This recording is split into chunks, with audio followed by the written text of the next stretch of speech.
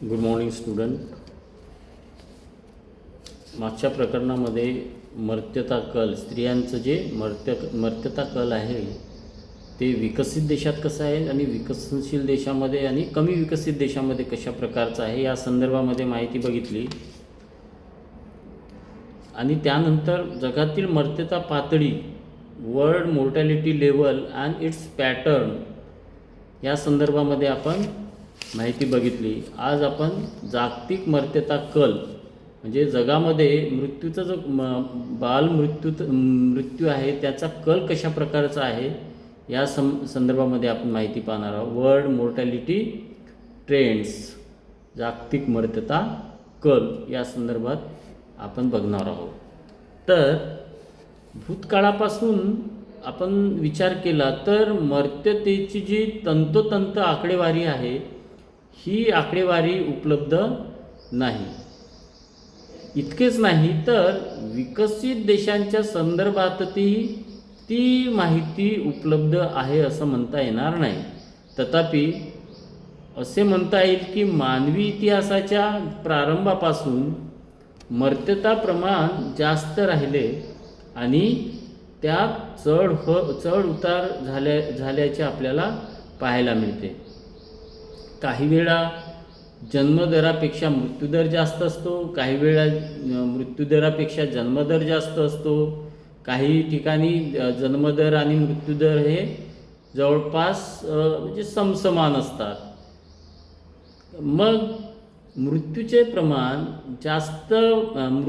जास्त प्रमाण हे दुष्काळ, अन्नधान्याची कमतरता, लोकांचे निकृष्ट प्रतीचे जीवनमान, युद्ध किंवा साथीचे रोग यांच्याशी संबंधित राहिलेले आहे. किंवा ज्या पूर्वीच्या प्राचीन काळी जेव्हा ह्या सर्व म्हणजे अन्नधान्याची कमतरता, साथीचे रोग, युद्धजन्य परिस्थिती, त्यामुळे या ठिकाणी मृत्यूचे प्रमाण जास्त होते.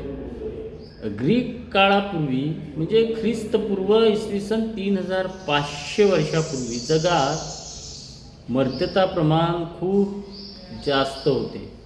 इसवी सन 1750मध्ये यात थोडी घट झाल्याची आपल्याला पाहायला मिळते. 19व्या शतकापर्यंत मर्त्यता प्रमाणात फारशी घट झाली नव्हती.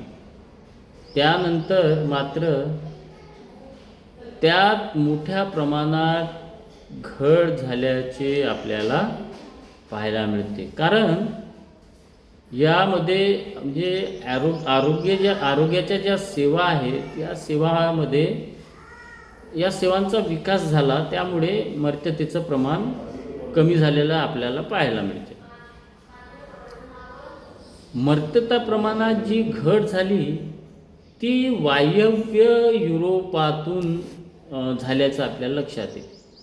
18व्या शतकामध्ये 19व्या शतकाच्या उत्तरार्धामध्ये शतकाच्या प्रारंभापासून मर्त्यता प्रमाण कमी व्हायला सुरुवात झाली आणि त्यानंतर 19व्या शतकाच्या सुरुवातीस पश्चिम युरोपमध्ये ढोबळ मृत्यूदर 1030पर्यंत यामध्ये बदल झाल्याचं आपल्याला पाहायला मिळते.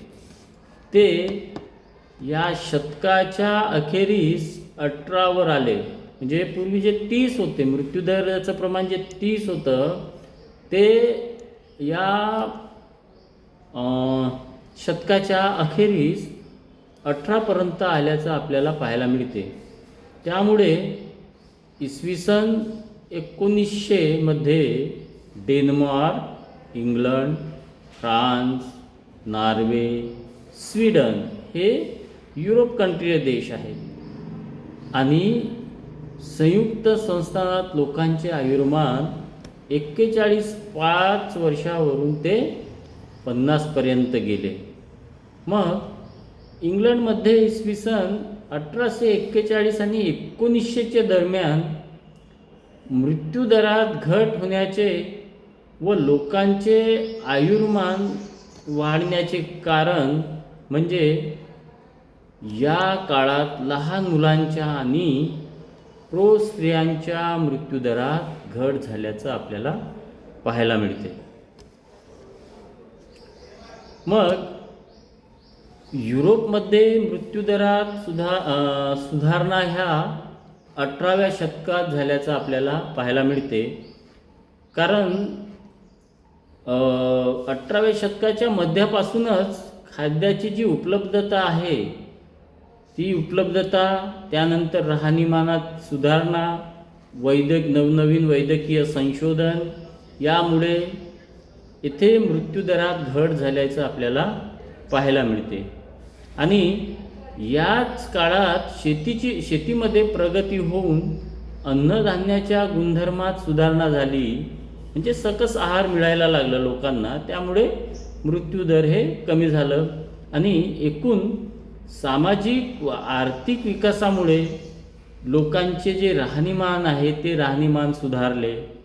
वैद्यकीय संशोधनामुळे निरनिराळ्या औषधांचे जे उत्पादन आहे ते उत्पादनांमुळे रोगाचे उच्चाटन झाले आणि 18व्या शतकाच्या अखेरपर्यंत येथील मृत्यूदरात घट झाल्याचं आपल्याला पाहायला मिळते. ओके, आपण इथे थांबू. याच्यानंतरच्या तासामध्ये भारतातील मर्त्याचा कल बघू. Okay, thank you.